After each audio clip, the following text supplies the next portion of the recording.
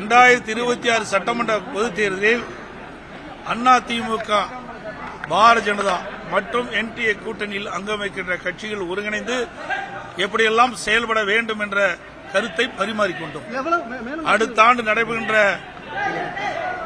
தமிழகத்தில் நடைபெறுகின்ற சட்டமன்ற பொதுத் தேர்தலில் அனைத்து இந்திய அண்ணா திராவிட முன்னேற்ற கழகம், பாரதிய ஜனதா மற்றும் தேசிய ஜனநாயக கூட்டணியில் அங்கம் வைக்கின்ற கட்சிகள் ஒருங்கிணைந்து மக்கள் விரோத திமுக ஆட்சி அகற்றப்பட வேண்டும்.